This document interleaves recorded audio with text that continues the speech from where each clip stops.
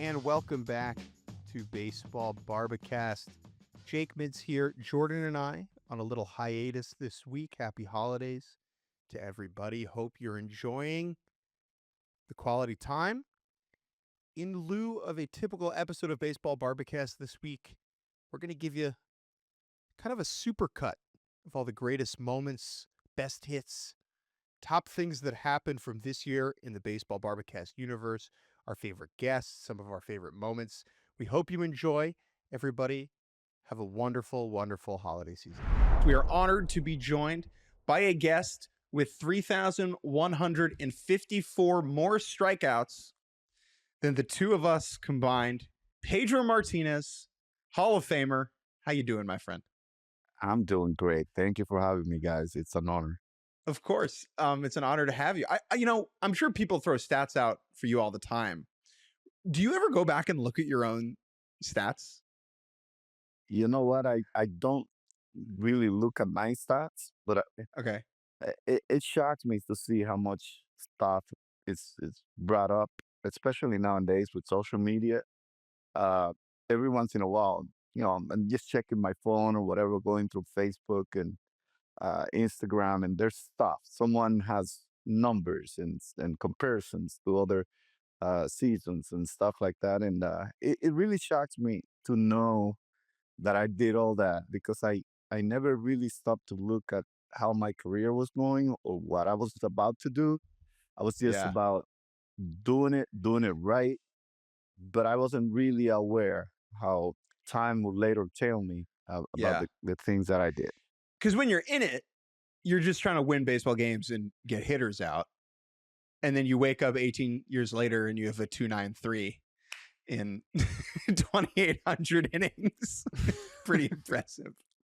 Well, I'm watching now up close some of the guys that are doing stuff, incredible stuff, like Tariq Skubal. I've seen Verlander, Scherzer, do things.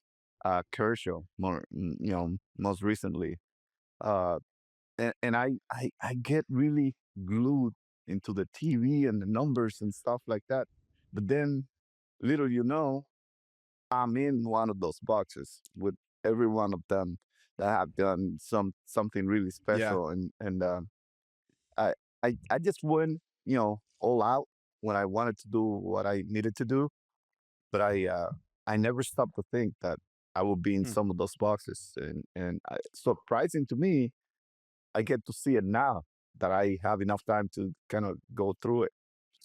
Well, and it's really cool that you're really getting at something that we wanted to talk about with you, which is the current game, which of course you've been working with TBS, doing the pre and post game and talking about the best pitchers of today. And you kind of mentioned that experience of seeing what a Skubal or a Skeens or a Crochet is doing. And they might throw up and be like, first since Pedro Martinez. And you might have those moments like, wow, I must have been pretty good if this guy's throwing pretty well. So I must have been throwing pretty well. Have you had any, I guess you mentioned, it seems like you have had some moments like that. Yeah, I watch those guys and I don't get enough of them, especially, their presence on the mound. When I see Tariq Skubal, when I see Paul Skeens, when I see Crochet, Jacob deGrom, like I love Jacob deGrom. His presence, his calm on the mound. Some guys just have that elite presence when they step on top of the mound. And I love to see that from the player, that sense of security. Yeah. Can you learn that over time? Or is that just something guys have? I think about Christopher Sanchez as an example, right? Where it was a very slow climb for him, where he didn't show up in the big leagues and was an ace. But now you watch him and he's in command, he's in control, he's confident. He's one of the best pitchers in the world. Is that something that you have, that dominant presence, that aggressiveness, or is that something that a player can learn over time? I think you're born with the desire to be that guy, but you have to put a lot of time into it. And another guy that I'm going to give you that went from up on top, probably the best presence on the mound, to a guy that was shaky this year. And you guys are going to be shocked how much attention I paid to little things. Sandy Alcantara was reluctant to give the ball away, was probably the best pitcher for about 3 years, where he will complete games. He was like out of place. The way the game is changing, Sandy Alcantara was out of place for a guy that was young, but had that mindset to go and finish what he started, which is something you weren't supposed to see at the time the game was changing uh, towards probably what it is now. A lot of relievers, 5 or 6 innings, zero complete games, and stuff like that. But you learn to actually get comfortable on top of the mound. You learn how to become dominant on the mound, and it gives you the confidence to say, I am this guy on top of the mound. I'm this bully on top of the mound. And Paul Skeens is a rare breed of, men and inside of, of a uniform. And so is Tariq Skubal, Crochet.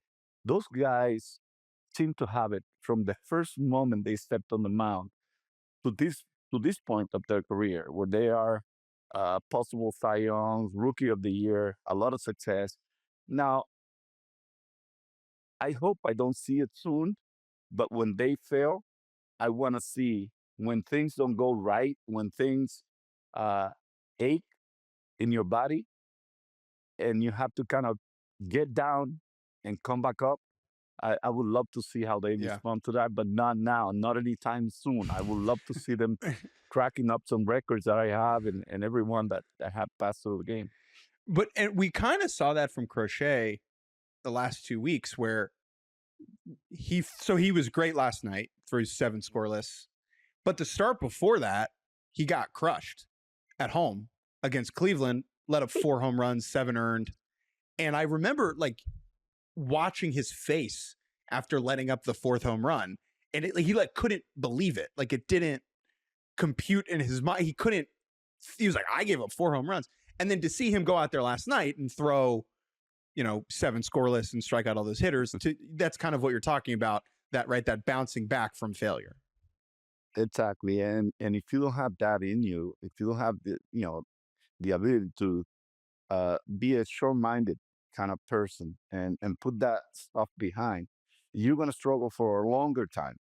For special guys like those that we just mentioned, uh, I think they have the ability to put it behind, and it's not how many times you fall; it's how many times you stand up after failure. It was the same way for me. Uh, I had a short memory for that. It was like, okay, you got me today. I wish I could be pitching against you 5 days later, so I could go and get my revenge against you. That's competitiveness, and I think those guys all have it. And I would love to see them healthy and continue to do that. And I wish I could see more pitchers with the same attitude and the same confidence that they display on top of the mound. I love watching those guys, and actually, it's really interesting for me to be watching the race for the Cy Young.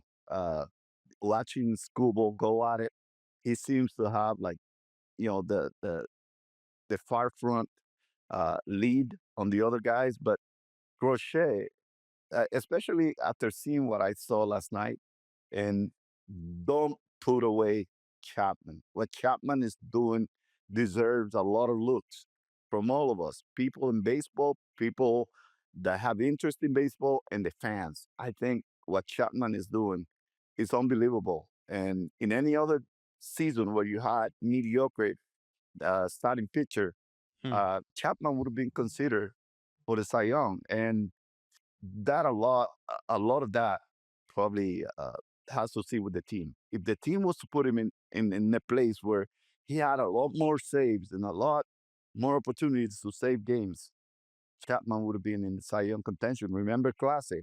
Clase was right there, down the wire with the Scooble, and I think Chapman probably had the same opportunity if the team was doing better or put him in place to save games. So I'm glad you mentioned Chapman, and we just talked about Crochet a little bit. We did want to talk to you about this Red Sox season. obviously, as part of your job, clearly you are watching the whole league. It is not like you are just tuned into the Red Sox. That said, we know, you have the Red Sox, of course, a special place in your career. And as you still continue to have that relationship with the franchise, this has been quite the season for them. They are in playoff position, but it has been rather dramatic. There have been a lot of moves. There have been a lot of great performances, disappointing performances. We've been joking all season, man, we should have had the Netflix documentary this year, because, oh my goodness, has there been a lot happening compared to last season. But what is your take on this Red Sox season? What again, they're in a good place. I think when you see them at their best, they look like a really good team. But there's a lot going on there, and with the Devers trade and everything, what has been your general big picture takeaway from this Red Sox season so far, and where they could go from here? Big picture, everything looks great. Devers seem to be settled in San Francisco. The young kids that we brought up from the organization have done their job. They're making adjustment. I'm really quick to watch how they respond to adversity. Campbell is one example. Uh, how they deal with adversity, and for Cora and the rest of the guys, was a learning lesson this year. How to handle baseball stuff within baseball, within the clubhouse. For the entire organization, was a learning lesson. For Breslow, is a learning lesson. For me, is a learning lesson. For all of us that have never seen something like that, it's a learning lesson. It also gives you, uh, you know, the refreshing news to know that the talent is really all together.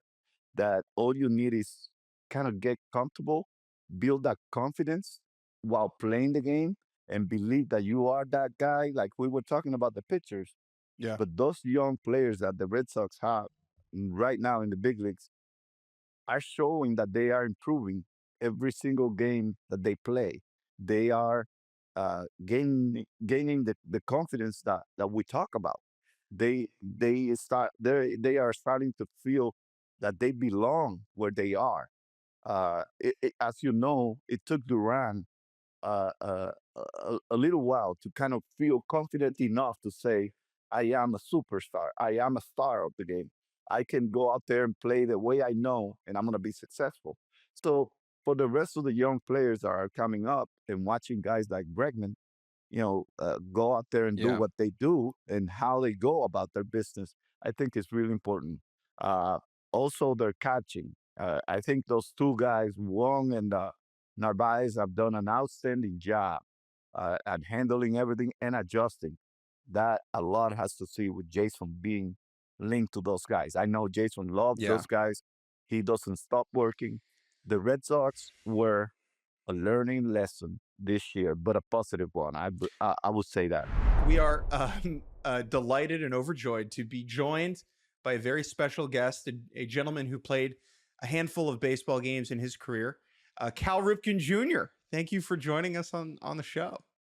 Yeah, a handful of games. I guess the final number was 3,001, and I always laugh damn near all of them in a row.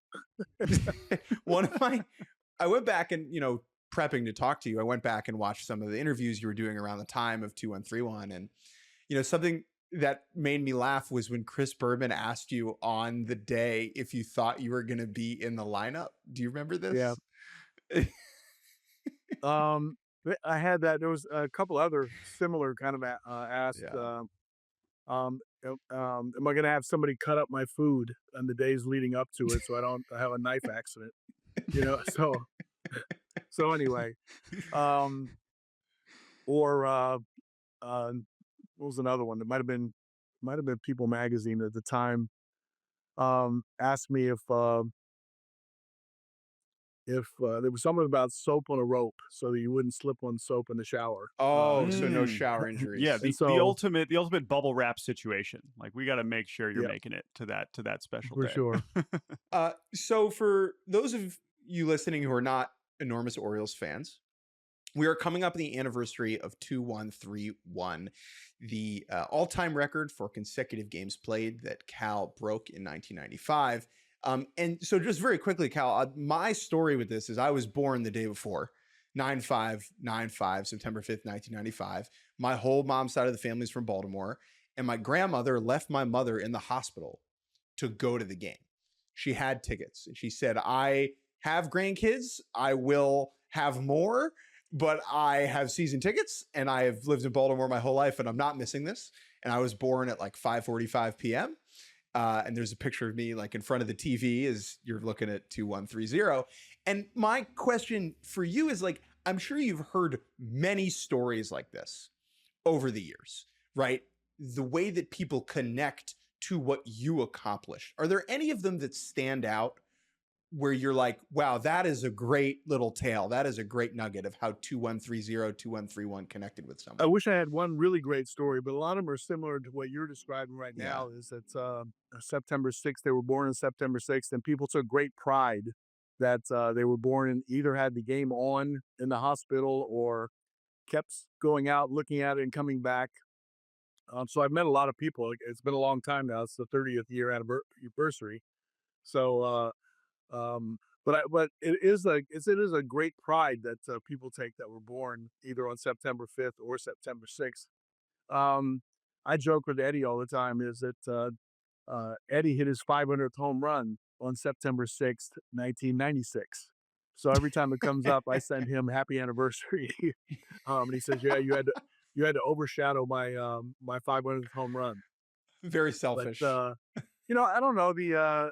I guess you get philosophical in your old age. You try to figure out why it was so important to a lot of people, and I think that people really relate to loving something and showing up for it every day. You know, I wasn't one that had a perfect attendance in school. Matter of fact, I think my parents and sometimes I believe that you needed a day or two to get back on track sometimes, where you would stay home and you really weren't sick, but you stayed home so you could catch up. Um, but many people went to work for 30 years or 35 years or 40 years in an assembly line. Or my favorite one was Ernie Tyler. The Tylers around Baltimore. Ernie Tyler was the umpire attendant. Um, and he didn't miss a game for 31 years. Come to the ballpark every day, and he broke his streak when on my induction ceremony in 2007. So I just think it's interesting. I've enjoyed hearing people's stories about that. So it must be a value. It must be a principle that we all care about and that we relate to. You might not be able to relate to somebody throwing 100 or somebody that can hit a baseball and hit 100. You certainly can relate to an attitude or persistence or perseverance that you do in your own lives. Yeah. I think that the thing that I was really curious about, because now as we come up on the anniversary and there'll be so much celebrating that specific day and how that day went, and we're going to get into that with you too, but I want to talk about the years leading up to it, because for me, looking back on it, it's not like you woke up that day on September 6th and you're like, oh my God, I'm about to set this record. Wow, where did this come from, But at some point, like at what point did this become a thing? Because that's a long time to be building up to it. Obviously, going into that season in 95, it was very much in people's minds. But how many games did you have to play in a row before people actually really did take notice? Well, it's kind of interesting. I can give you a sort of a timeline. I got to the big leagues, just before my 21st birthday. I turned 21 later that month. I got called up. I played every day in my rookie year. Became the rookie of the year. Played every day in my second year. We won the World Series. So rookie of the year, and I won the MVP, and we won the World Series in the first 2 years. And so I was just learning to play the position, learning how to what my potential could be. So you kept going out there and playing, and the managers just kept writing my name in the lineup, and was responding. And I would guess about 800 or 900 games, people started to take notice of it. I mean, I guess that's what's that, 5 years worth? And during that time frame, I think I did. During that 5 year period, I played in every inning of every game. Yeah. And but never gave it a thought. Nobody ever thought about is this thing good? Is this thing bad? Is it harmful to them? I was just going out and playing, and the managers wrote my name in the lineup. It wasn't until we got close to the National League record, that they started taking notice of it. And then Everett Scott was like 1306. And then so he was second to Lou Gehrig. And Lou Gehrig's number was so far in advance that nobody really thought about it. But the Orioles went into a rebuilding mode, in and around that time frame. A lot of challenges. Every time it seemed like I went into a slump or the team wasn't playing well, there was sort of a negative feeling towards the streak. That Cal should take a day off. He's being selfish. All he cares about is himself. He should, for the sake of the team. But all I did was show up with the same attitude that I did when we were winning in those times and saying, you want to play. And the manager has to sit in his office and decide who can meet the challenge of the day, and they write your name in the lineup. So I never believed in it. Sometimes I kind of resent the fact that you had to defend yourself, that you wanted to play, because there's some people that if they didn't want to face the pitcher that was pitching that particular night, it was very tough on them. They might come up with a mysterious illness or a injury like a day or two before, so they don't have to face that person. I always thought that person should have to defend himself why he wasn't playing. And so, but then it got to a point probably around 16 or 1700 games, maybe 1800, where everybody turned positive. All my critics they jumped on the side and said, this is the greatest thing for baseball. Cal's got to break this record. There was collective bargaining issues and labor issues around that time. And I think that that everybody thought it would be good for baseball if we focused on that at the time. So it was all happy. And then even after the record was broken in 1995, I continued playing 500 more games after that. And we were really good in 96 and 97. And if there was one moment that I think I was selfish in the whole streak thing, it was in 97. I herniated a disc in my back in July. And I'm thinking, we're the best team in the league from the opening day till now, and I'm not going to miss out on this. So I asked the doctor, I said, look, if I can get through the pain, would I do any permanent damage to myself? And he said, no, I don't think you will. So I gave it a try. I wasn't going to miss out on being on a good team. Yeah. Well, it's funny that there was criticism in like 1991. You guys win 67 games. The difference in you taking a day off and not taking a day off is not going to transform the 1991 Orioles into like this perennial, this contending ball club. So I think that dynamic is really interesting. I want to zoom in on September 6th, 1995 for a second, because one of my favorite nuggets from the story is you taking your daughter to kindergarten, right? Yeah. Because I think your appeal and why people gravitated towards what you accomplished was in large part because it was very relatable, right? It was, you went to work every day. And here you are on the morning where you are the most famous person in America on that day, doing the most normal human thing that someone can possibly do, drop their kid off for their very first day of school. So my question for you is, what do you remember about that specific interaction of getting in the car in the morning, driving to the school, dropping her off, and driving home? It's amazing is that just came up with my daughter about a week ago. She was trying to figure out a way to come back. She's got a pretty demanding job out in Colorado. And she was saying, Dad, I can't make it back for the 4-hour anniversary, she used to call it. And then I said, yeah, it's kind of cool looking back on September 6th and breaking the record and all that. She goes, I wasn't talking about that. I was talking about my 30th anniversary of you taking me to school, my first day of school. And I remember I was pretty exhausted during that time. It was like there was a lead up, there was a finish line, there was giving extra time as best you could. You're not sleeping much. And I had a little bit of a fever. I was not feeling really well. So you're not sleeping really well. But it was really important to get up and take your daughter to her first day of school. And I'm glad she remembers it that way. I'm glad that she looks back on it. It was our time. I got some ink in the paper, and she got a mention, which she never really liked the attention that the name brought to her. But in this particular case, she was proud of it. So did you take her into the school, or did you drop her off in front? Like, were there people swarming your car? What was that environment like? No, early on, in the first day of school, you want to make sure you haven't really got the carpool thing down at her school. You had never done I, carpool. This was your first carpool experience as a dad, right? I did walk her in, just to make sure Okay. everything was all right, and she was good, that she felt good. Yeah. But she's always really independent, so that Yeah. was a really cool thing. And I do remember there were some times when she asked me, and during carpool, whether I could pick her up like down there a little bit or up there, because I was getting attention in carpool line.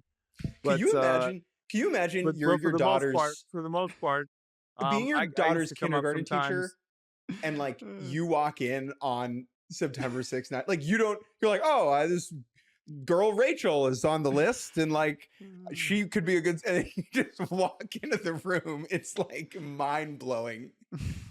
So she was all girls school, and we were in the news a lot. So I mean, it was definitely a big deal.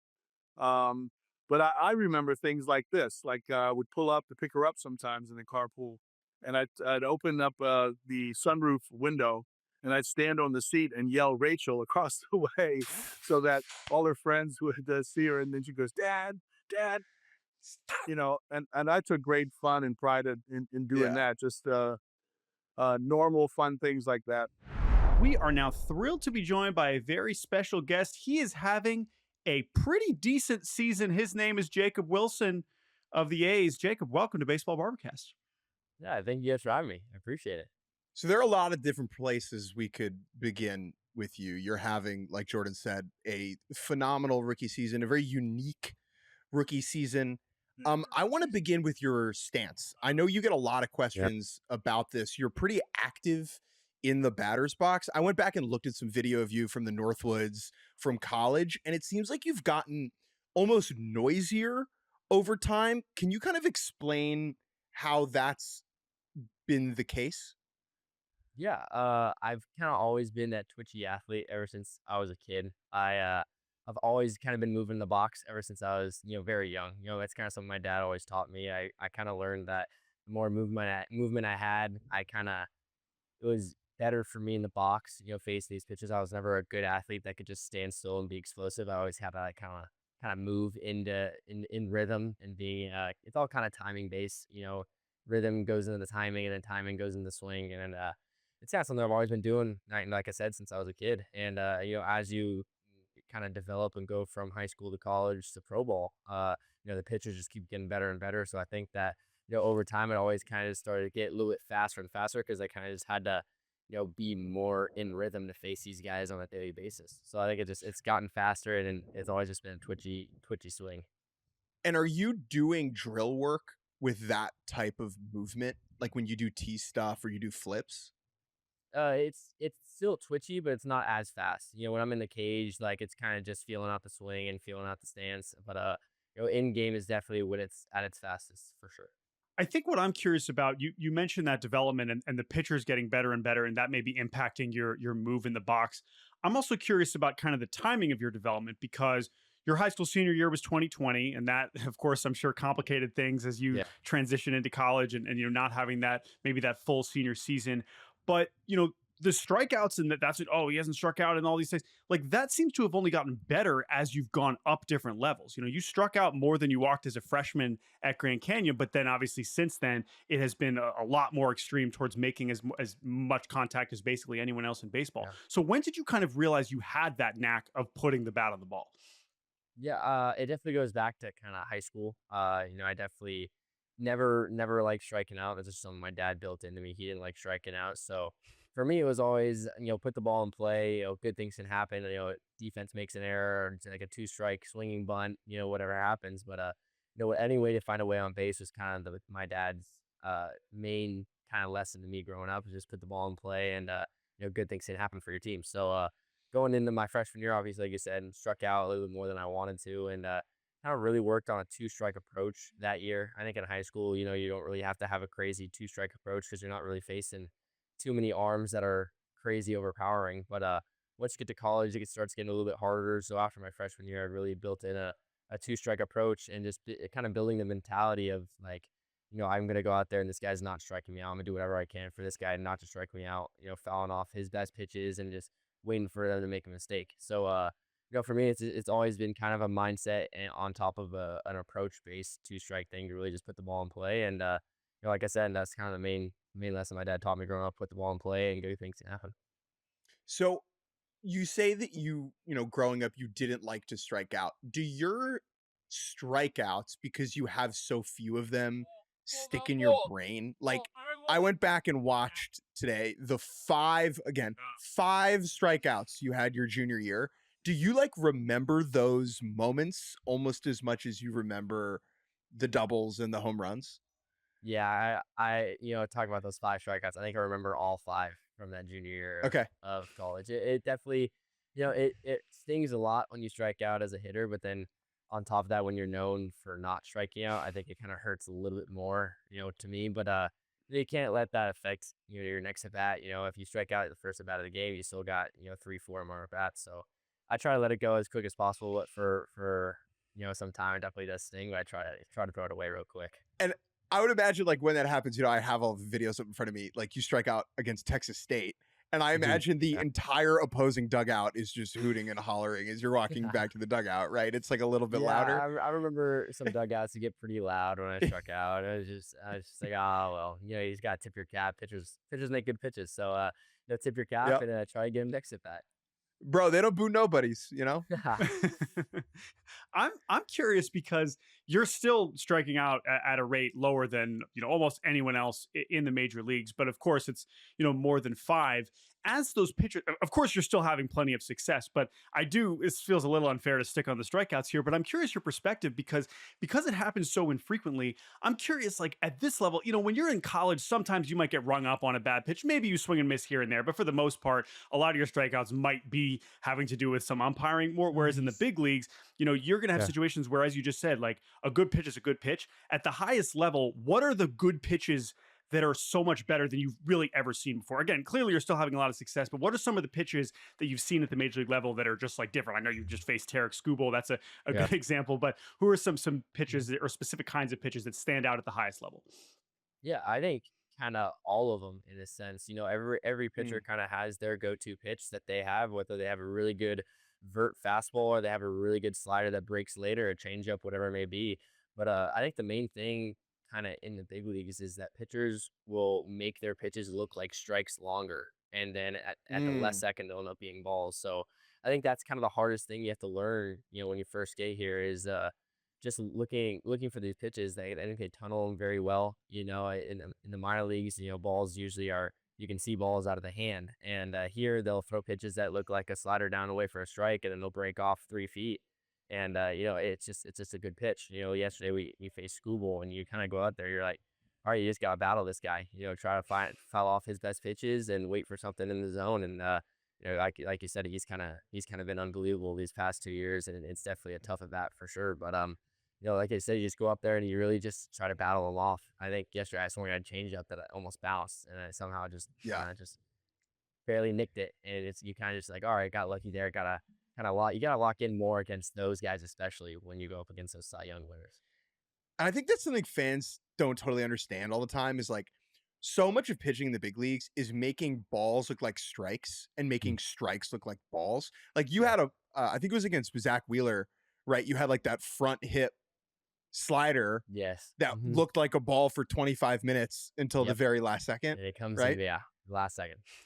And so those are the pitches that it's hard to lay off. There's the ones that look like balls forever and then look like strikes, and the ones that look like strikes forever and then end up being balls. So then, for you, someone who's swinging more often than a lot of players, what would you define as a good pitch to hit? Yeah, I think, honestly, for me, I just go up there and I just kind of look for a strike in the heart of the zone. I know that with me, I don't have the power to, hit a homer right or hit a homer center. For me, it's looking for something I could drive left center and over down the left field line. So, a good pitch for me would be just be going up there looking for something in the heart of the zone and just being on time to hit it. And, these guys don't make mistakes too often, but you definitely, everybody's human. So you just got to look for those mistakes that they leave in the middle of the plate here and there.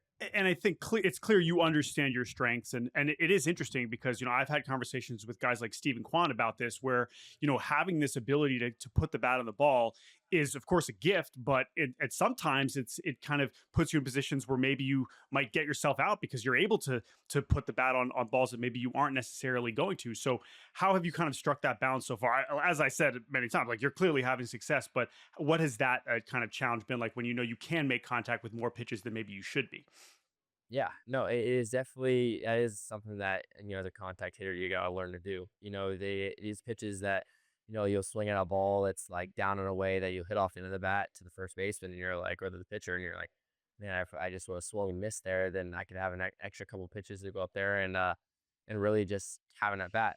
So for me, it's starting to learn that it's okay to swing and miss, in certain situations, and just not being able to, a 2-0 count, if they throw a slider and you swing and miss by 4 feet, like, so what? At least you didn't, hit off the end of the bat to the first baseman or chop it back to the pitcher. It's okay to swing and miss in certain spots, and then obviously with 2 strikes, kind of just fouling everything off and just waiting for a pitch to put in play. But no, like you said, I think we just played against Steven last week, and he goes up there and he hits everything, and it's super impressive to kind of be on the other side of the field to watch it. And he's just obviously a great hitter and a contact guy, like you said. And, that's definitely, something as a contact hitter, you got to be able to lay off those pitches that are, out of the zone and kind of, hit them softly and play.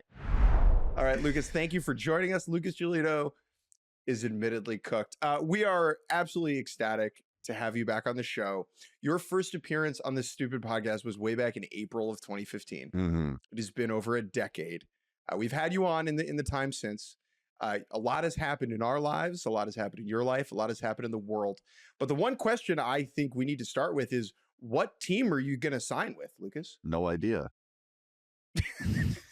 That's a crazy question to ask, and it hasn't even been winter meetings yet.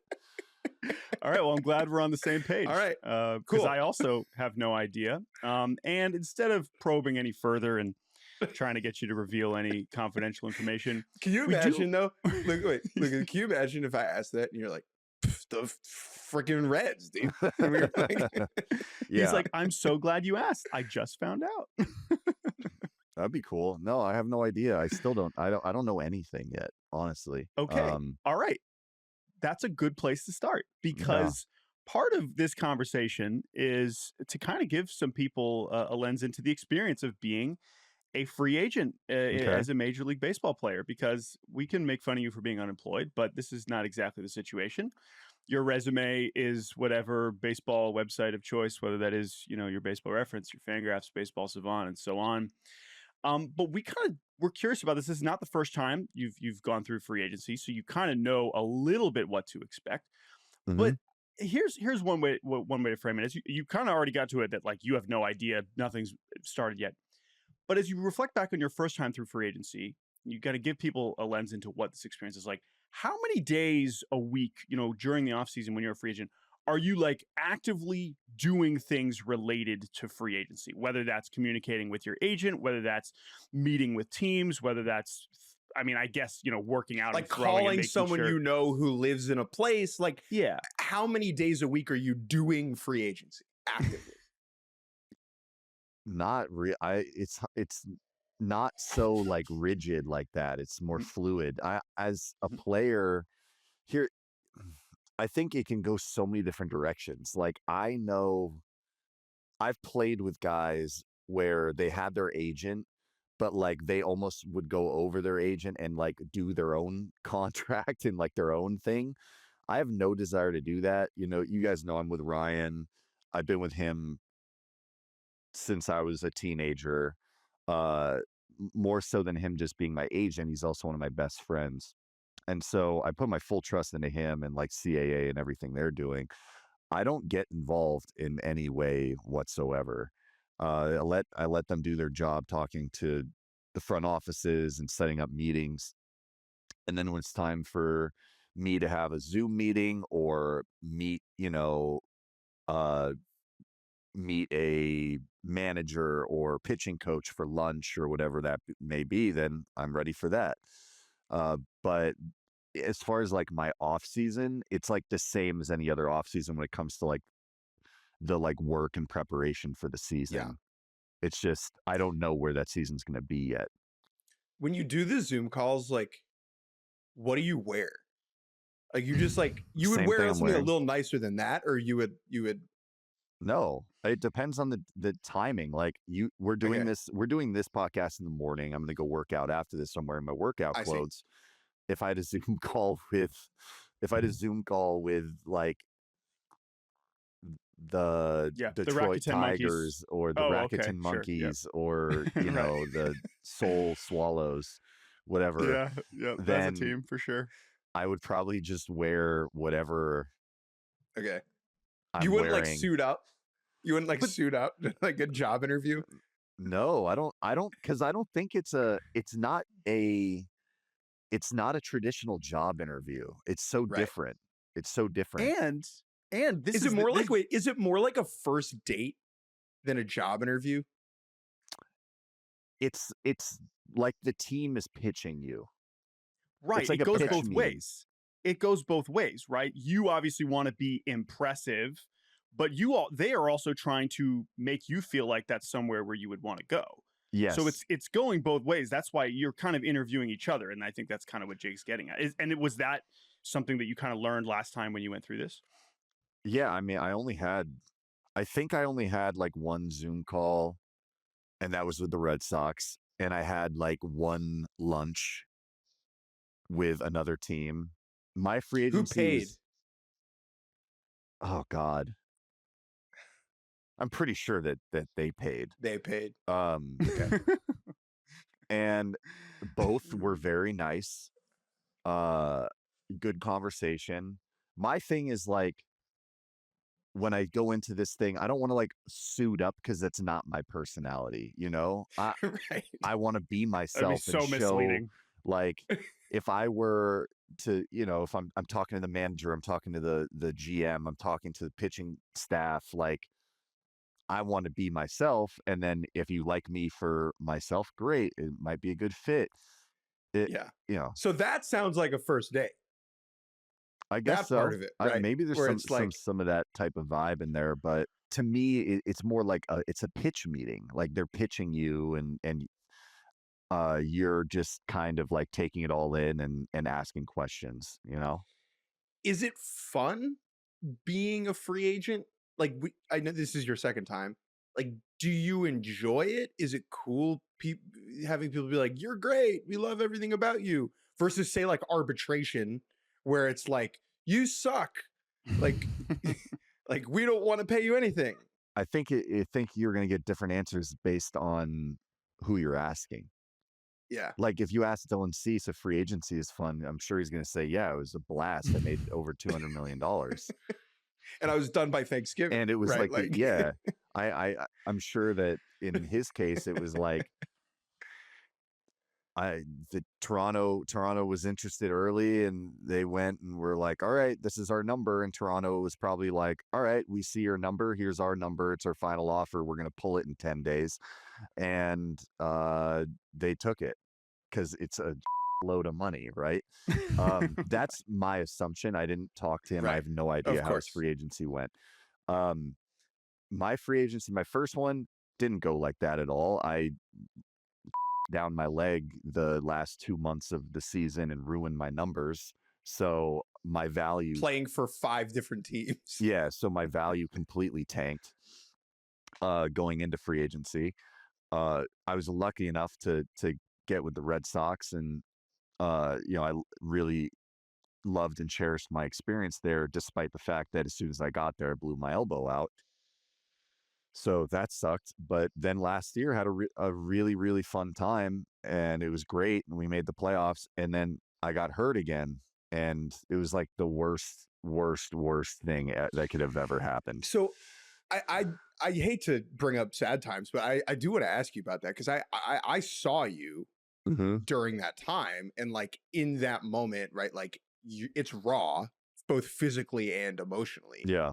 But like when you look back on that, like how do you take in that experience of watching the team that you had spent the whole year with compete in the biggest games of the season, and you're just like this helpless husk, like sitting there as a spectator? Yeah, it brought me like directly back to the year prior. right? When I was rehabbing Yeah. my elbow, the rehab was tough. It was way tougher than my first Tommy John. I'm also a lot older. So I go through that, and it's like finally when I get the chance to play again and do what I love to do, I was really, really trying to cherish it. I came out of the gate kind of screwed up, and then we fixed it, and then I pitched very well. And there was a lot of fun, being in that rotation and being able to follow up Crochet and how special the season he was having. And it was a ton of fun. And then it's like, all right, cool. We're like going to make the playoffs. And then September, especially the last couple weeks of September, it was like, oh boy, this does not feel good. And it just brought me directly back to the year prior, which I thought was in the rearview mirror. I'm like, all right, cool. We're past this. Everything's good now.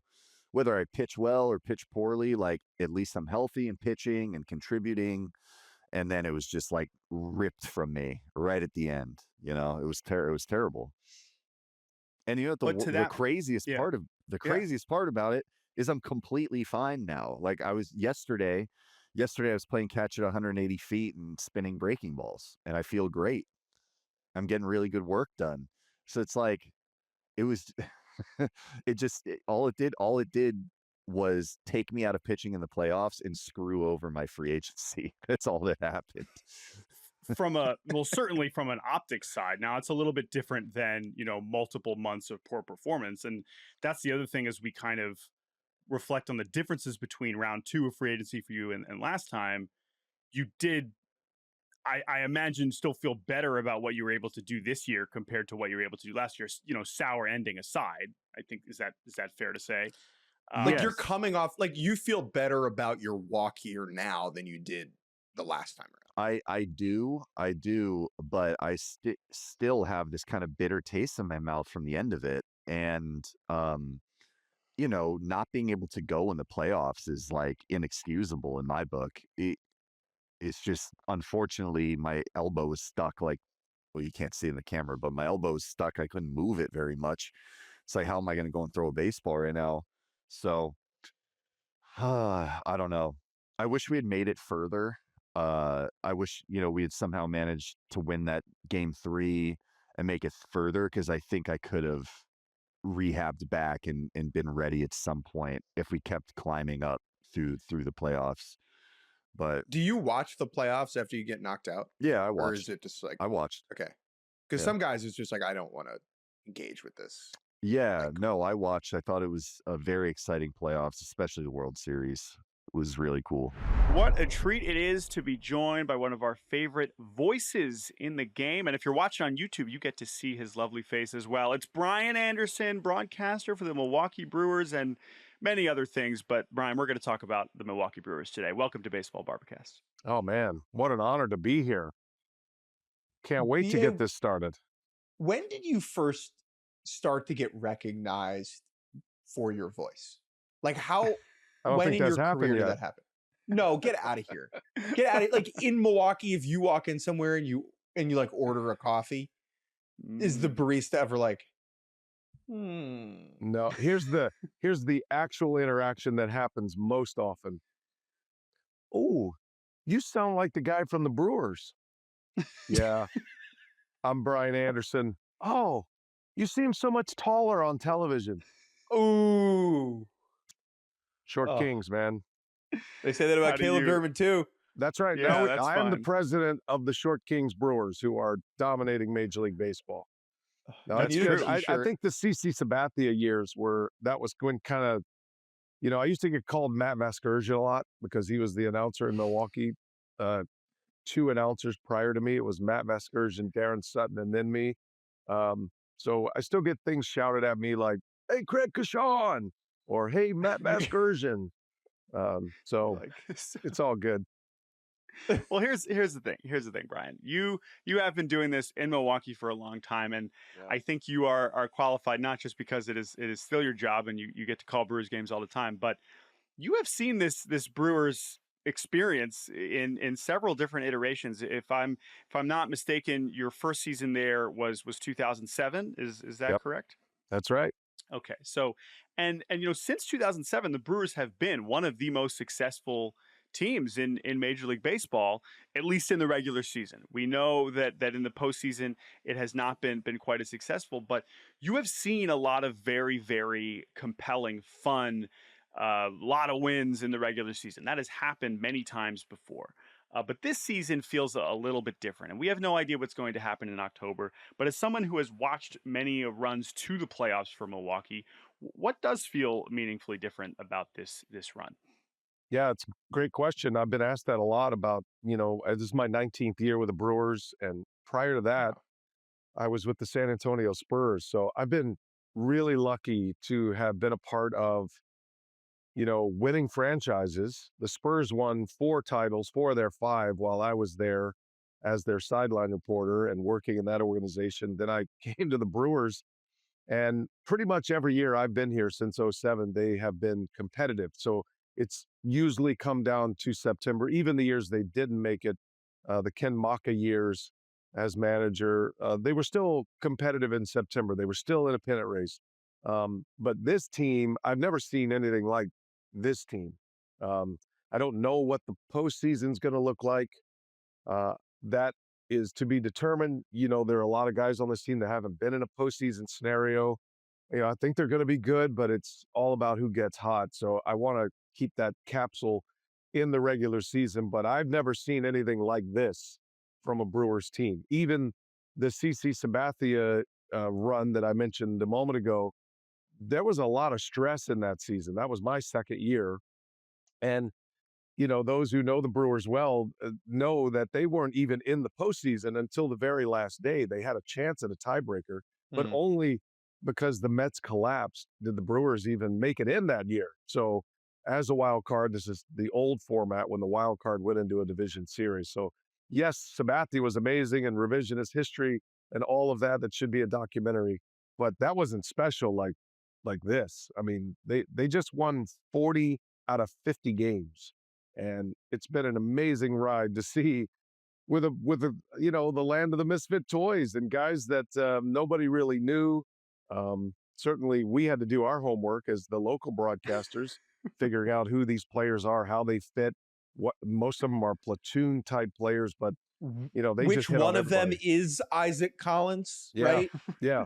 He's the one at Is it third that base one? today or second base. Oh, he's going to be maybe the rookie of the year is the left fielder. I don't think that was on the bingo card at spring training. Oh, it's You have so like it's 10, so good. 10 man. different absurd rookie seasons to kind of sort through, I would say. Like for all different reasons, from Mizorowski to Durbin to Collins to Henderson to Chad Patrick. It's like on and on and on. You just don't know what's happening. And then, oh, here's Andrew Vaughn as Barry Bonds. All right, great. Now we have this. See, you say, Brian, you say this. I haven't seen this. And you can refer to just like the winning speaks for itself, the record, the stretch over these last couple months. But when you say this, what are we talking? Is it just the combinations of the players? Is it the fact that these players had low expectations and low track records? Is it just Pat Murphy? Is it, we are obviously going to ask you about Bob Uecker and just what he has meant, of course, posthumously to this season and what he already meant so much to this city. Give us a little bit more specifics about what this means.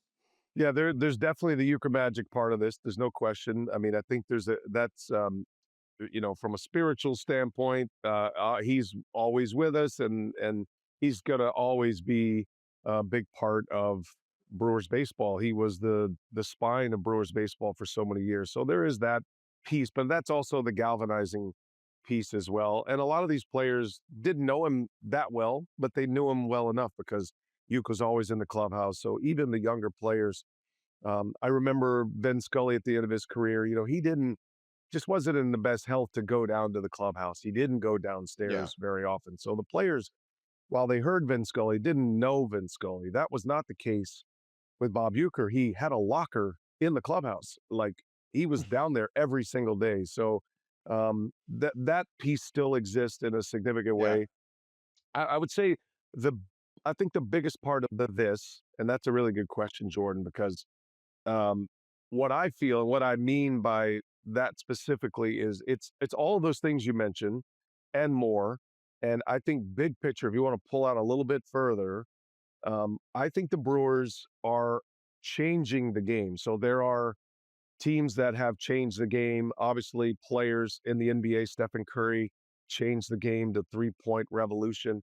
I think the Brewers, and I don't know if it's going to carry on to the rest of baseball. It will certainly be the case in Milwaukee because this is going to have to be how they play and perform and build rosters. But they're bringing baseball back the way I know it.